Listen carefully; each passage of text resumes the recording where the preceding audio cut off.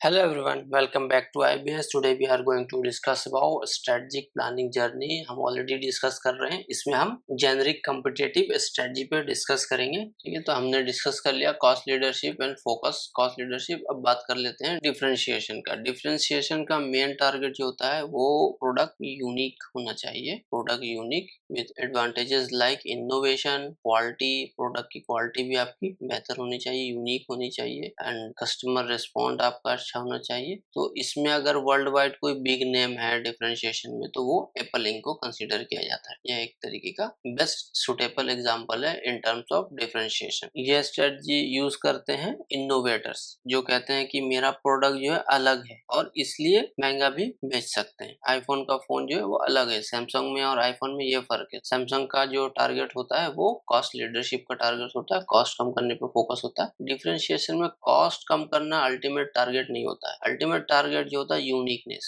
Differentiate करना अपने आप को। जितना ज्यादा डिफरेंशिएट करेंगे अपने प्रोडक्ट की क्वालिटी में, उसके डिजाइन में, उसके फीचर्स में, ठीक है, जिस भी तरीके से आप डिफरेंशिएट कर सको। अब सैमसंग जो है वो बहुत स्ट्रेटजी अपनाती है, कॉस्ट लीडरशिप भी, फोकस भी एंड डिफरेंशिएशन भी। वो इंडिया के लिए अलग प्रोडक्ट डिजाइन करती है तो वो फोकस लीडरशिप हो गया। उसके अलावा वो डिफरेंशिएशन भी करती है, वो एप्पल को भी बीट करती है फीचर और इनोवेशन और यूनिकनेस के पॉइंट ऑफ व्यू से। वो ये दोनों अपना रही है सैमसंग। लेकिन एप्पल का एक अलग ब्रांड इमेज है, उन्होंने डिफरेंशिएशन की ही स्ट्रेटजी अपनाई। वो कॉस्ट कम नहीं करते, उनका प्रोडक्ट में आपको चार्जर भी नहीं मिलता, तो वो इनोवेशन पे फोकस करते हैं। इनका भी फोकस है इनोवेशन पे, सब चीज पे, लेकिन इसका एक अलग रेपुटेशन बना हुआ है। इसके प्रोडक्ट में भी स्ट्रॉन्ग ज्यादा होते होंगे या लॉन्ग लाइफ होंगे, वो चीज जो है लोगों को अट्रैक्ट करती है। इसके प्रोडक्ट में फीचर भी, यूनिकनेस भी, इनोवेशन है, कॉस्ट भी कम है, सब कुछ है, लेकिन मे भी आपका स्ट्रॉन्ग कम हो और लॉन्ग लाइफ ना हो, 3 साल में खराब हो जाए, 2 से 3 साल मैक्स टू मैक्स चलेगा। और एप्पल में भी 3 to 6 ईयर तक चल जाता है। तो ऑब्वियसली ये आपने 50,000 में जो प्रोडक्ट लिया और यहाँ 50,000 का प्रोडक्ट लिया, आपको फीचर इसमें थोड़ा कम मिला,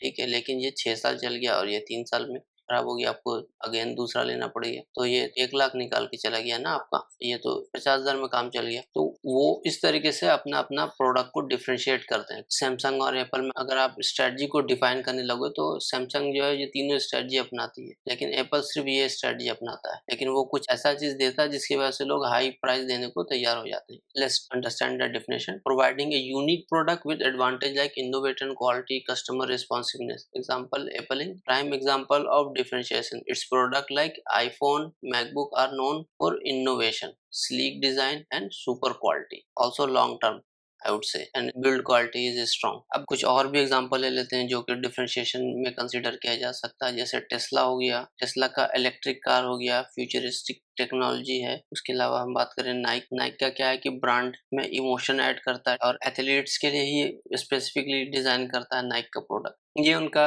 स्ट्रेटजी है, लेकिन नाइक का आज के डेट में इन जनरल हो चुका है, सब लोग परचेस करते हैं। तो कॉस्ट लीडरशिप में भी आप नाइक को कंसीडर कर सकते हैं, वो सिर्फ डिफरेंशिएशन पे फोकस नहीं कर रहा है। फेविकॉल को ले लो आप एग्जांपल में, उसका इतना स्ट्रॉन्ग ब्रांड रेपुटेशन है कि फेविकॉल पे आपको गाने में भी यूज कर लेते हैं, लोग जोक भी बनाते हैं, ठीक है। उसके बाद हम बात कर लेते हैं फोकस कॉस्ट लीडरशिप। इसमें आपको जो है कुछ ज्यादा ही यूनिकनेस पे फोकस किया जाता है और डिजाइन किया जाता है स्पेसिफिक इंडिविजुअल के लिए, आपको वननेस फील कराने के लिए कि ये प्रोडक्ट आपके लिए बनाया गया है। इसमें कोई भी चीज जो है आपको जेनरिक नहीं है, वो दूसरा के पास नहीं मिलेगा। अब जैसे गर्ल्स की बात कर लो तो गर्ल्स का ज्यादातर एम होता है उनका जो सूट हो वो यूनिक हो और वो दूसरी कोई भी नहीं पहनती हो, जबकि ये पॉसिबल नहीं होता है। लेकिन दुकान पे मैं भी बोल के बेचते होंगे कि ये प्रोडक्ट जो हमने यहाँ से मंगाया और ये सिर्फ इसके 5 पीस ही आए हैं, इसके दूसरे कोई पीस नहीं है, सिर्फ ये फर्स्ट कॉपी है। लेकिन ऐसा होता नहीं है। फर्स्ट कॉपी तो में भी बड़े सेलिब्रिटी वगैरह पहनते हैं, उसके बाद उसके 1000 कॉपी बन जाते हैं, ठीक है। लेकिन बेचने वाला उनको यही बोल के बेचता है कि ये जो कॉपी है ये ऑथेंटिक है और ये इसका दूसरा आपको पूरे इस सिटी में तो कम से कम नहीं मिलेगा। तो जिसकी वजह से उनको फील होता है कि ये फोकस डिफरेंशिएटेड है, स्पेसिफिकली डिजाइन फॉर मी। आप जहाँ भी शादी या पार्टी फंक्शन में गए वहाँ कोई भी और सेम सूट पहन के नहीं आ सकता है। उसी तरीके का चीज है यहाँ पर। इसमें आपको जैसे हो गया रोलेक्स का वॉच हो गया, रॉयल एनफील्ड हो गया, उसके अलावा बुकाटी हो गया, इस तरह की बड़ी ब्रांड जो आपको एक यूनिक प्रोडक्ट बना के देती है, स्पेसिफिकली डिजाइन्ड फॉर यू। लेकिन वो प्रोडक्ट जैसे रोलेक्स का प्रोडक्ट है, उसके अगर 10 प्रोडक्ट मार्केट में है तो 10 अलग अलग होंगे और वो जो भी एक बंदा उसको लेगा तो उसका सिमिलर प्रोडक्ट नहीं मिलेगा। तो ये इस वजह से रोलेक्स को लोग पसंद करते हैं। उसी तरीके का यूनिकनेस की हम बात कर रहे हैं यहाँ पे। तो इसमें वो लोग आते हैं जिनको हाई प्राइस से कोई मतलब नहीं है, उनको हाई क्वालिटी और स्पेसिफिक प्रोडक्ट से मतलब होता है। तो कंपनी का भी टारगेट होता है कि वो स्पेसिफिक प्रोडक्ट दे और स्पेसिफिक टारगेट ऑफ ग्रुप को वो एड के थ्रू टारगेट करे। वो सबको टारगेट नहीं करेंगे, वो रिच लोग को ही टारगेट करेंगे क्योंकि वही उसका सही प्राइस दे सकते हैं। इसका डेफिनेशन देख लेते हैं। Specializing in serving specific market segment और नीच। एग्जांपल रोलेक्स हो गया, adopt focused differentiation by catering a niche market and luxury watch enthusiast. तो जो भी लग्जरी वॉच के लवर हैं उनके लिए brand is synonymism with high quality craftsmanship and exclusiveness, जिसकी वजह से इसको फोकस्ड डिफरेंशिएशन बोला जाता है। ठीक है, जैसा कि मैंने आप लोग को कहा था कि आप कुछ कंपनीज को कंसीडर करो और उस पे स्टडी करो कि वो कॉस्ट लीडरशिप यूज करती है या फोकस कॉस्ट लीडरशिप यूज करती है, डिफरेंशिएशन यूज करती है या प्रोडक्ट फोकस डिफरेंशिएशन यूज करती है। तो कुछ कंपनी आप पिक करो, उस पे स्टडी करो कि वो कौन सा जेनरिक कम्पिटिटिव स्ट्रेटजी यूज करती है। तो कोई ना कोई स्ट्रेटजी वो यूज कर रही होगी, या फिर 2-3 स्ट्रेटजी यूज कर रही हो या चारों यूज कर रही होगी। तो इसमें एक जो एग्जाम्पल है, अमेजोन एक ऐसी कंपनी है जो मैं समझता हूँ कि वो ये चारों चीज को फोकस करती है। अमेजोन का हम cost leadership point of view से देखते हैं तो Amazon.com जो उसका कोर मार्केट प्लेस है, उसमें वो कॉस्ट लीडरशिप अचीव की भी और मैसिव स्केल ऑफ प्रोडक्शन होता है। Think about a crazy deal on Amazon prime day और super fast delivery at low shipping cost. बहुत कम कॉस्ट पे आपको सुपर फास्ट डिलीवरी मिल रही है। Cutting edge machine, Amazon is a cost cutting machine thanks to its world class logistic and automation in warehouse and huge purchasing power, क्योंकि ये बहुत ज्यादा परचेस करती है अपने सप्लायर से। उसके बाद लॉजिस्टिक और ऑटोमेशन बहुत अच्छा है जिसकी वजह से कॉस्ट कम होता है। परचेसिंग पावर हमने डिस्कस करा है, आपके पास परचेसिंग पावर हाई होगा तो आप कॉस्ट अपने हिसाब से डिमांड कर सकते हो। जो भी सप्लायर अमेजोन पे लिस्ट करेगा वो अमेजोन के पॉलिसी को फॉलो करना पड़ेगा। उसका जो रिफंड पॉलिसी है वो आपको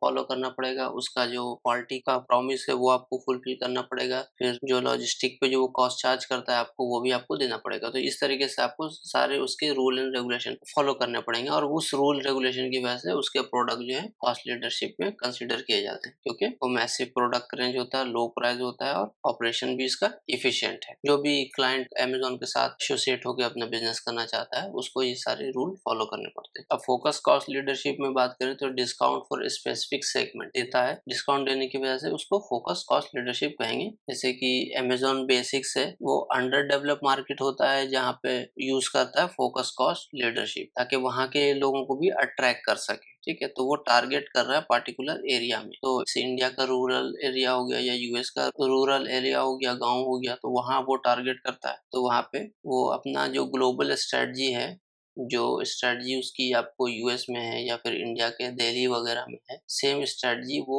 मान लीजिए किसी गांव में या किसी विलेज में वो या रूरल एरिया में वो अप्लाई नहीं करता। वो वहाँ पे डिफाइन करता है, रिफाइन करता है डिस्काउंट दे करके, स्पेसिफिक उस एरिया के हिसाब से कुछ न कुछ चेंजेस करता है। जैसे कि लो कॉस्ट डिलीवरी देगा, फिर वहाँ के लोकल मार्केट के साथ टाई अप करेगा, लोकल पार्टनर के साथ टाई अप करेगा और वहाँ पर आपको अल्टरनेट ऑप्शन देगा। जो आप मंगाओगे घर पे तो आपको सस्ता पड़ेगा कंपेयर टू मार्केट। उस लोकल एरिया के मार्केट में जाके लोगे तो आपको महंगा पड़ेगा। तो इस तरीके से वो कॉस्ट लीडरशिप फोकस करता है उस पार्टिकुलर एरिया में। अब डिफरेंशिएशन पॉइंट ऑफ व्यू से बात करें तो जो इसका टेक्नोलॉजी है वो meet customer obsession. Amazon Prime हो गया, एलेक्सा हो गया, एवीएस हो गया, ये क्या है? अमेजोन प्राइम पे आप वॉच करते हैं बहुत सारा कंटेंट, तो ये क्या है? अमेजोन का मेन बिजनेस तो प्रोडक्ट सप्लाई करने का, राइट?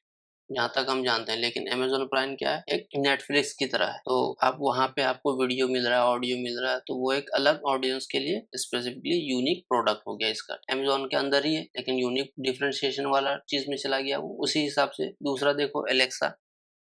एलेक्सा के थ्रू आप शॉपिंग कर सकते हैं ऑनलाइन बोल करके कि ग्रोसरी का मेरा ये आइटम ऐड कर लो। तो ये एक अलग यूनिक चीज़ दे रहा है। उसके अलावा AWS होता है, उसके थ्रू आप क्लाउड पे अपना डेटा स्टोरेज कर सकते हैं। सो बहुत सारी कंपनीज जो है वो क्लाउड पे डेटा अपना अमेज़न से लेकर के वो उनके सर्वर पे डालती है। तो ये क्या है? क्या ये प्रोडक्ट सप्लाई कर रहा है? ये डिफरेंट सर्विस देने लगा। तो यहाँ पे सर्विस है, यहाँ पे सर्विस है, यहाँ पे सर्विस है। तो सिर्फ प्रोडक्ट नहीं है, अलग-अलग सर्विस है, सर्विस भी सेम नहीं है, सारे सर्विस अलग-अलग है। तो ये सारे यूनिक सर्विस हैं। इसमें आपको बहुत ज़्यादा एंट्री बैरियर भी वेरी ह्यूज है। जैसे आप ऑनलाइन ओटीटी प्लेटफ़ॉर्म में आपको वर्ल्ड वाइड जो 2 नाम है वो नेटफ्लिक्स है, अमेज़न प्राइम है और इस तरीके से और भी 4-5 होंगे, लेकिन बहुत ज़्यादा नहीं है जो वर्ल्ड वाइड डील करते हैं। तो इस तरीके से वो डिफरेंशिएट कर रहा है खुद को। तो अमेज़न इन 3 जगह पे फिट हो गया। आप फोकस डिफरेंशिएशन की बात कर लेते हैं कि अमेज़न इसमें कैसे फिट बैठता है। तो जैसे फैशन लवर है, कोई इको कॉन्शियस शॉपर है, तो उसके लिए अमेज़न जो है उसके डेटा के बेस पे वो उन कस्टमर को अलग कर लेता है। उसको फिर वो ऑफ़र करता है अमेज़न अवेयर सस्टेनेबिलिटी के लिए। फिर द ड्रॉप करके इनका कुछ है,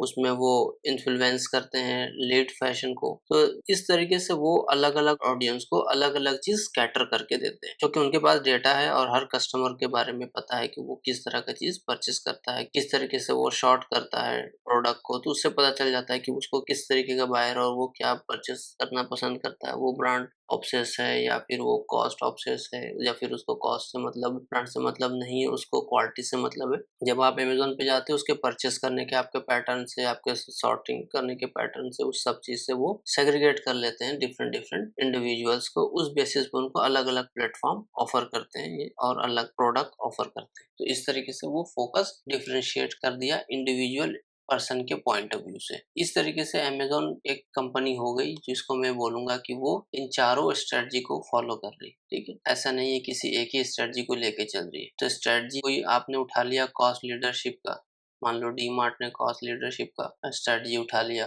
और इंडिया में है तो वो फोकस्ड कॉस्ट लीडरशिप फ़ॉलो कर रहा है, ठीक है? लेकिन इसका मतलब ये नहीं है कि वो डिफरेंशिएशन पे काम नहीं कर सकता या फिर उसको फोकस्ड डिफरेंशिएशन पे काम नहीं करना चाहिए। जिसके पास भी डेटा होता है ऐसा कोशिश कर सकता है इंडिविजुअल लेवल पे बंदा जिसको किस तरीके का प्रोडक्ट पसंद है तो उसको जो उनके मोबाइल पे ऐड होगा उस बेसिस पे ऐड होएगा। उस तरीके से आपको डिफरेंशिएशन में वो अपने प्रोडक्ट को डिफरेंशिएट भी कर सकता है और नए एरिया में कोई ऐसा शॉप खोले वहाँ पे वो प्रीमियम प्रोडक्ट भी बेच सकता है, वो अलग ऑडियंस को टारगेट भी कर सकता है। तो इस तरीके से ज़रूरी नहीं है कि आप कोई एक स्ट्रैटेजी लेके चले हैं तो आपको वही कैरी ऑन करना पड़ेगा हमेशा। नहीं, ये कोई रूल नहीं है, आप कोई सा भी स्ट्रैटेजी आप यूज़ कर सकते हो और आपके लिए जो सूटेबल हो आप वो स्ट्रैटेजी यूज़ करो या आप मल्टीपल स्ट्रैटेजी यूज़ करो या आप चारों यूज़ करो या आपके पास कोई और स्ट्रैटेजी है तो आप वो भी यूज़ कर सकते हो। तो ये था आपका जेनेरिक कॉम्पिटिटिव स्ट्रैटेजी। तो I think I am done for today. अगले सेशन में मिलते हैं, तब तक के लिए thank you very much. Please follow me on YouTube and LinkedIn. Thank you very much.